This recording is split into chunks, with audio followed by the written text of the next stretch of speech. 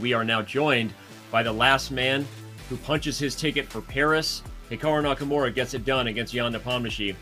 And Hikaru, similar to our first question to Magnus, which was the most important one, why did you change your shirt at the break? No real reason behind it, but of course I was aware that Magnus did that yesterday. I think he changed his shirt, 3 times or something? So I wasn't playing great, and it kind of just made sense. Change it up, do something differently. That's the reason I did it. Okay, well, it worked out. You started the 3-1 portion on a big comeback, but let's go back through the match here. Obviously, Jan played great, or at least scored his best in 5-1. How did you feel it was going? There were a lot of back and forth games, and what was your mindset going into 3-1 when you found your rhythm and managed to tie the score? Yeah, I mean, I think the 5+1, basically, my biggest enemy was time. When I had too much time to think, all my decisions were wrong.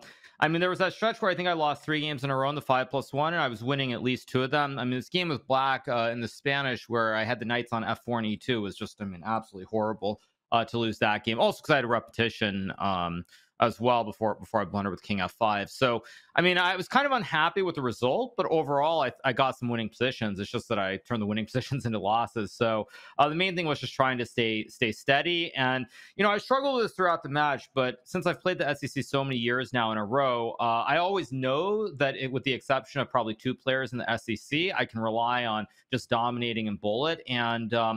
And I struggled like during this match. I mean, a lot with the situation where there were a couple of games that I should have just like played simply and made some draws and just gotten it closer to bullet. But you know, the 3+1 was really the big moment, because I won a couple of games there to get the score close. And I mean, I never really felt like I was in danger after I got on that winning streak in the 3+1. And it's good to know.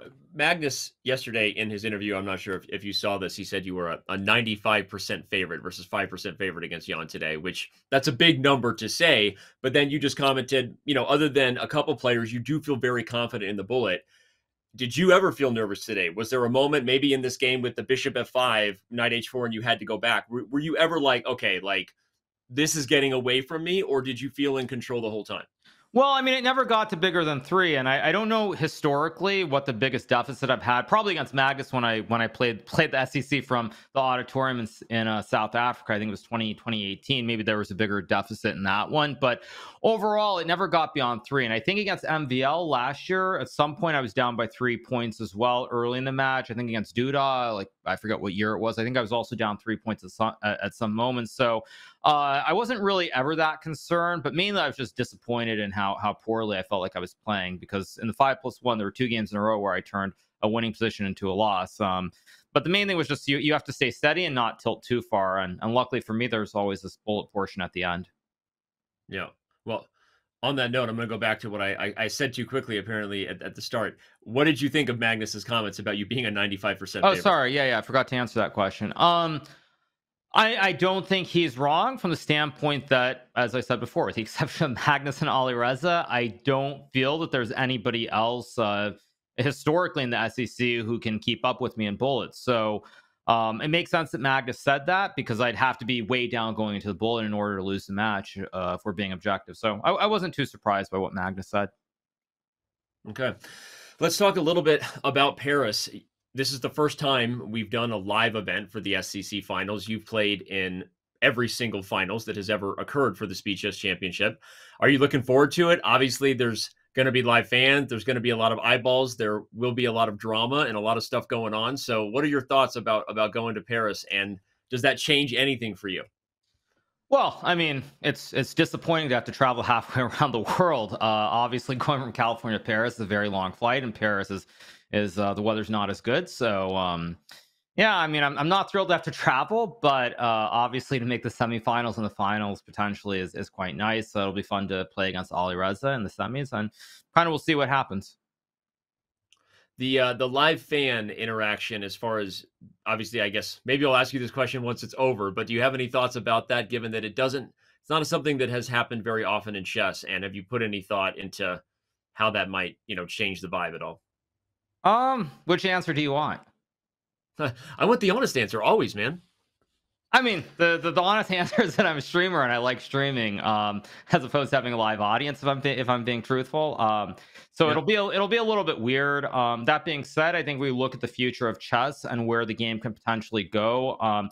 If there's any hope to make the game bigger, or in terms of it being an esport, you have to get a large live audience.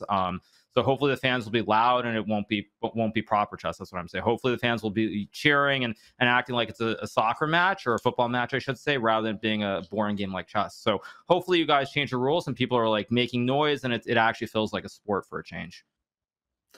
Well, I love that because that is the plan, and we're always nervous about how the players will react to that. But of course, couldn't agree more that Well, may I be mean, the thing that the game needs. I assume we put headphones on, right? And everybody's Yeah, loud and 100%. it's okay. We're gonna have headphones and white noise and earplugs, and I think we have Lo-Fi Girl as the official music sponsor. There'll be like playlists and things. So anyway, approved. So there's no hidden hmm messages of any kind. So, do you listen to Lo-Fi Girl at all?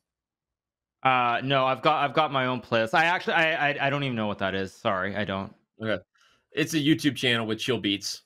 I mean, I don't know. It's good stuff. I mean, Um, if I'm gonna listen to something, I'll probably listen to my classic Spotify playlist that I listen to when I'm streaming, or maybe some sort of techno or trance, perhaps something like that. okay, nice. Let's talk a little bit about your opponent. You're hmm facing Ali Reza. This is a guy who's been phenomenal since really the candidates, right? He's playing great chess right now. Won one of the legs of the CCT, won the Bullet Chess Championship, and you and Magnus have both talked about that guy as being kind of the future in some ways, right? When he's on form. So you have your work cut out for him, but what do you do going into a match preparing for a guy like that? Yeah, I mean, I think it'll be really exciting to play Ali Reza because, as I've said probably 10 times already, he is the one player who I think is at the same level as Magus and myself in Bullet. So it's not a situation where I can play a bunch of kind of chill and relaxed games, get behind by 2 or 3 points, and then expect to turn around in the Bullet. So I'll have to be very sharp in the 5+1 and 3+1. I think the main thing is that when I get low on time, I'll have to make much better decisions than I did today because even though I had good positions, when I was down to maybe 10 seconds or around that moment in the 5+1 today, I lost every time. So that's the main thing I'll have to change. But Ali Reza, obviously, he's still a very strong player. And I mean, I would say it's probably 50-50. You think you have the tougher side of the bracket compared to Magnus? Okay, so here comes the troll question. I think that anything can happen, obviously. Objectively, it's harder, I would say, simply because I don't have that edge in Bullet. That's the big thing that I don't have. Whereas I think Magnus, even if he doesn't play great, going to Bullet, I expect him to dominate Hans. So yeah, it's a much harder match for me from that standpoint, but it is, of course, a Speed Chess Championship, and expecting to have easy matches or win easily, I mean, that's not how chess or frankly any competitive sport goes. Yep. Okay. Well, I wouldn't be doing my job as an interviewer, regardless of any bias accusations I get, without asking you your thoughts on Magnus Carlsen versus Hans Niemann rematch, given all the drama and the fact that they haven't played since the Sinkfield Cup. I mean, I think what I would say about the match is that Magnus is a massive favorite. In this format, he much like I've had throughout the SEC, has a very big advantage in the Bullet portion. And if Magnus plays well in the 5-1 and 3-1, it's very hard to see a world where Hans will be able to win that match. I mean, that's just being honest. I think it's probably 95% chance that Magnus wins that match. I expect Magnus to be very motivated and bring his A game. I really do. So that's my view of it. I could be wrong, obviously, but it's really hard to see. It's hard to see it just because I feel like every little advantage is in Magnus's favor. Makes sense. There you go. Got our prediction from you there, and we've got a couple of questions from chat I want to ask.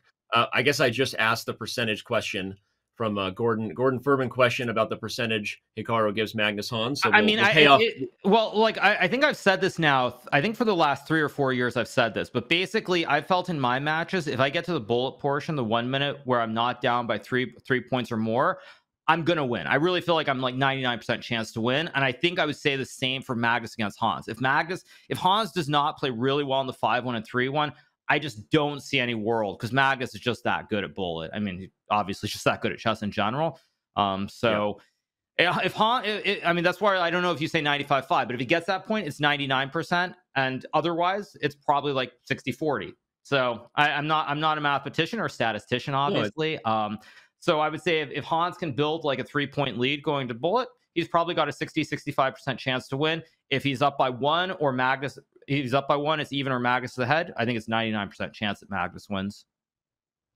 okay. Well, I think it's a fair answer, honest answer. You gave your percentage prediction. I'm just reading chat over here. We got a question about the shirt because you changed your Mhm. shirt. What is your favorite shirt? Is it the pineapple one, and will you wear it against Ali Reza? Um, I mean, I don't have the pineapple shirt here. That shirt I think is back in Florida, so I'm not going to Florida before I go to Paris. So very unlikely that that I'll wear that shirt there. I think from a historical standpoint, it's probably my favorite. I mean, there were some great moments during the pandemic with the Force and streams, the XQC streams, and all, and the glory days in some ways. So I really do like that shirt. I think the shirt I wore today was probably my personal favorite before this one, except I lost a bunch of games. So, yeah, I think So not the anymore. played one that I had earlier is probably my personal favorite. Well, what do you do with a shirt like that after you lose games? Like, take us into the world of the chess player. Like, is it getting burned? Is there a ritual, or are you just not going to wear it for a while? I mean, I'll probably forget about it after today, and I'll wear it again tomorrow or in a couple of days. I'm not as superstitious as I once was. I know when I was younger, I used to always wear the same shirt over and over again. When I was doing well in tournaments, there were some other players like Rajabov, for example, who would do it. But I'm not super crazy about that anymore. So I'll probably forget about it tonight, and then in a couple days I'll wear it again, and it won't be on my mind. All right, the wisdom of experience. All right, Hikaru. Before we let you go, your next experience is going to be competing in the GCT in St. Louis before the Speed Chess Championship. Good luck in Mhm. that. And how are you feeling about your form going into St. Louis? I mean, hard to judge. Based on today, I don't feel very good simply because when you play rapid chess, it's a lot like playing the 5+1 today, where you have to use your time at the right moments, but then when you get low on time, you have to make very good decisions. And if I don't make the good decisions at critical moments, it'll be pretty ugly. So I don't feel great about it, but hopefully I'll be able to play myself into form. And yeah, you never know what will happen. All right. Well, we wish you the best of luck, man. It's good to see you and safe travels. I guess I'll see you again in Paris and congratulations again. And here we go. Good luck. Thank you. See you guys.